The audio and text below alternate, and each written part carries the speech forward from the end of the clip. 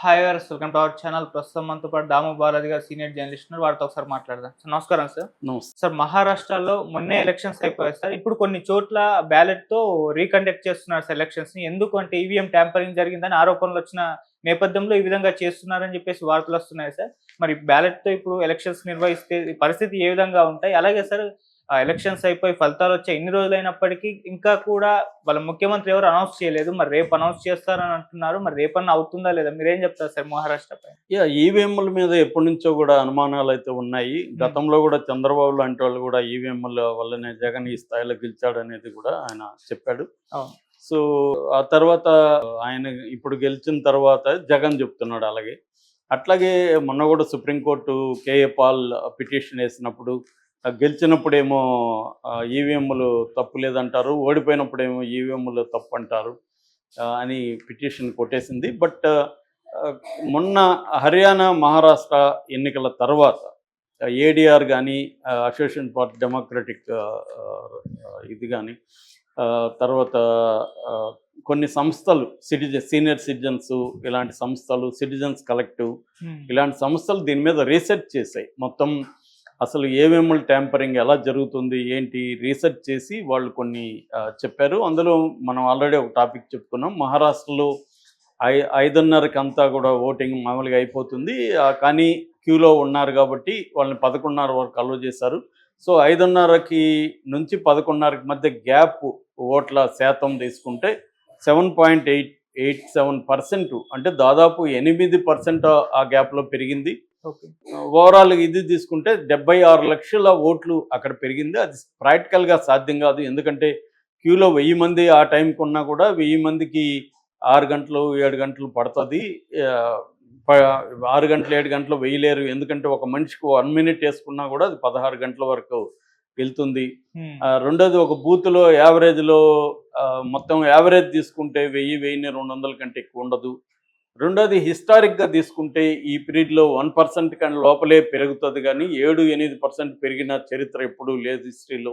So ఖచ్చితంగా దీన్ని explain చేయాల్సిన అవసరం ఎలక్షన్ కమిషన్కి ఉందని చెప్పారు. ఎలక్షన్ కమిషన్ కూడా ఫస్ట్లో దీని మీద ఏ రకమైన స్పందన లేకపోయినా మొన్న మాట్లాడడానికి ఒప్పుకునింది ఇండియా కూటమి వాళ్ళతో. అట్లాగే దీని మీద సుప్రీంకోర్టులో కూడా కేసులు వేస్తున్నారు. అసలు ఎలక్షన్ కమిషన్ని నియమించే పద్ధతిని మోడీ వచ్చి మార్చేశాడు. అంతకుముందు ఎలక్షన్ కమిషన్ నియమించే దాంట్లో ప్రధానమంత్రి, ఒక క్యాబినెట్ ర్యాంక్ మంత్రి, ప్రతిపక్ష నాయకుడు, సుప్రీంకోర్టు న్యాయమూర్తి ఇంతమంది ఉండేవాళ్ళు. ఇప్పుడు కేవలం ప్రధానమంత్రి, క్యాబినెట్ మంత్రి, తర్వాత ప్రధాన ప్రతిపక్ష నాయకుడు ముగ్గురే ఉంటున్నారు. ముగ్గురులో ఇద్దరు మాటే చెల్లుతుంది. ఇద్దరు వీళ్ళే కదా, మోడీ అండ్ వాళ్ళ మంత్రి. కాబట్టి వాళ్ళు అనుకున్న వాళ్ళని ఎలక్షన్ కమిషనర్లుగా ముగ్గురిని నియమిస్తే మోడీ చెప్పిన మాటే వాళ్ళు వింటారు. ఇది అట్లాగే సుప్రీంకోర్టు జడ్జెస్ కూడా ఇదే జరుగుతుంది చీఫ్ జస్టిస్ విషయంలో కూడా. అందుకని ఇప్పుడు ఆ కేసు పెండింగ్లో ఉంది. సంజయ్ ఖన్నా, మన చీఫ్ జస్టిస్ సంజయ్ ఖన్నా కూడా నేను ఇది వాదించను, ఎందుకంటే నా నియామకం కూడా దీంట్లో కిందకి వస్తుంది కాబట్టి నేను ఇది వాదించను, నేను ఇది విచారించను, వేరే బెంచ్కి ఇస్తానని చెప్పి ఆయన కూడా అన్నాడు. సో ఇది చాలా సీరియస్ ప్రాబ్లం. ఎందుకంటే రేపు జమిలీ ఎన్నికల్లో కానీ ఇదే జరిగితే ఇంకా ప్రతిపక్షాలు అసలు కంటెస్ట్ చేయడమే వేస్ట్, మూసుకొని ఇంట్లో కూర్చుంటే బెటర్ అన్న పద్ధతిలో పరిస్థితి అయితే వచ్చింది. దేశవ్యాప్తంగా ఈవీఎంల మీద అయితే అందరికి అనుమానాలు ఉన్నాయి. ఈవీఎంలను ఎలా ట్యాంపరింగ్ చేయొచ్చో మొన్న కూడా ప్రదర్శించి చూపించారు. కాబట్టి ప్రపంచవ్యాప్తంగా కూడా ఎలన్ మస్క్ లాంటి వాళ్ళు కూడా ఈవీఎంలు వద్దని చెప్తున్నారు. టెక్నాలజీ గురువు ఆయన, టెక్నాలజీలో కింగ్. సో అలాంటి వాళ్ళే ఈవీఎంలు వద్దంటున్నారు. రెండోది ప్రపంచవ్యాప్తంగా ఎక్కడ కూడా పెద్ద దేశాల్లో ఈవీఎంలు వాడట్లేదు, ఓన్లీ కొన్ని చిన్న చిన్న దేశాల్లోనే వాడుతున్నారు. అట్లాంటిది అతిపెద్ద డెమోక్రటిక్ కంట్రీ అయిన ఇండియాలో ఇది వాడడం కరెక్ట్ కాదనే అభిప్రాయాలు ఉన్నాయి. అయితే బ్యాలెట్ బాక్స్లో ఉండే సమస్యలు బ్యాలెట్ బాక్స్లో కూడా ఉన్నాయి.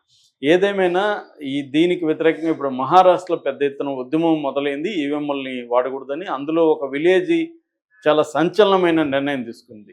ఆ విలేజ్ ఏంటంటే మళ్ళీ బ్యాలెట్ బాక్స్ పద్ధతిలో తాము ఓట్లు వేస్తాము స్వతంత్రంగా అనే ఒక నిర్ణయం తీసుకుంది. ఆ విలేజ్ ఏంటంటే మల్షీరాస్ అనే ఒక కాన్స్టిట్యుయెన్సీ ఉంది సోలాపూర్ జిల్లాలో. ఈ మల్షీరాస్ కాన్స్టిట్యూన్సీలో మర్కర్వాడి అనే ఒక గ్రామం ఉంది. ఆ గ్రామంలో 2000 ఓట్లు ఉన్నాయి. మొన్న ఎలక్షన్లో 1900 ఓట్లు పోల్ అయ్యాయి.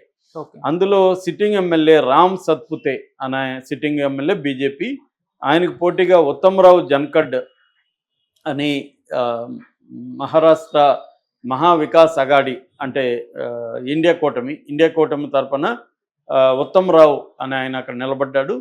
మామూలుగా అయితే ఆ విలేజ్ అంతా కూడా ఉత్తమరావు కులం విలేజ్ అనమాట. ధన్కడ్ అనే ఒక కులం ఉంటుంది, ధన్కాడ్ అని అంటారు అనమాట. ఆ కులానికి సంబంధించిన వాళ్ళు జనరల్గా అయితే ఆల్మోస్ట్ 95% ఆయనకే పడాలి ఓట్లు. కానీ ఈసారి ఏమైందంటే ఆయనకి 95% పడలేదు. ఓన్లీ 1003 ఓట్లు మాత్రం ఆయనకు వచ్చాయి. 843 ఓట్లు బీజేపీ అభ్యర్థి రామ్ సత్పుతేకి పడ్డాయి. ఇది వాళ్ళు షాక్ అయ్యారు.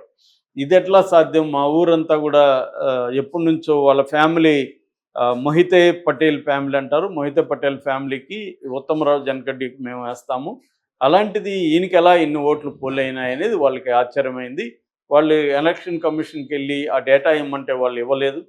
దాంతో వాళ్ళు ఏం నిర్ణయం తీసుకున్నారంటే ఈసారి బ్యాలెట్ బాక్స్ పద్ధతిలో రీఎలక్షన్ చేద్దామని నిర్ణయించుకున్నాడు. తహసీల్దార్ని కలిసి అడిగారు, మీరు కండక్ట్ చేయండి, మీ గవర్నమెంట్ ఆఫీసులను పెట్టండి అంటే వాళ్ళు దానికి ఒప్పుకోలేదు. ఒకసారి ఎలక్షన్లు చట్టబద్ధంగా జరిగినాక రీఎలక్షన్ అనేది ఎలక్షన్ కమిషన్ తీసుకోవాల్సిన నిర్ణయము. ఎలక్షన్ కమిషన్ తీసుకోకుండా మేము ఆ నిర్ణయం తీసుకోలేము, మేము మీకు మా అధికారులని ప్రొవైడ్ చేయలేమని వాళ్ళు రిజెక్ట్ చేశారు. దాంతో వీళ్ళే ఎలక్షన్ కమిషన్ డ్యూటీస్ అంతా కూడా వీళ్ళే ప్లాన్ చేసుకొని వీళ్ళే బ్యాలెట్లని అందరి పేర్లు ముద్రించి మళ్ళీ ఎలక్షన్లకు సిద్ధమైపోయారు. దీంతో సెంట్రల్ గవర్నమెంట్, స్టేట్ గవర్నమెంట్ అప్రమత్తమయ్యాయి. ఇలాగా కానీ దీన్ని ఎంకరేజ్ చేస్తే దేశవ్యాప్తంగా ఇలాగ ఎవరికి వాళ్ళు మళ్ళీ ఎలక్షన్లు పెట్టుకొని ఈవీఎంలు తప్పని ప్రచారం చేయడం మొదలు పెడతారు. ఇది కరెక్ట్ ట్రెండ్ కాదని వాళ్ళు ఏం చేశారంటే పెద్ద ఎత్తున ఒక 50 నుంచి 100 మంది పోలీసులను అక్కడ మోహరించారు. బిఎన్ఎస్ఎస్ భారతీయ న్యాయ సురక్షా సంహిత కొత్త చట్టం ప్రకారం 163 సెక్షన్ ప్రకారం కర్ఫ్యూ విధించారు అక్కడ. అంటే ఎవరు కూడా వీధుల్లోకి రావద్దు అని కర్ఫ్యూ విధించారు.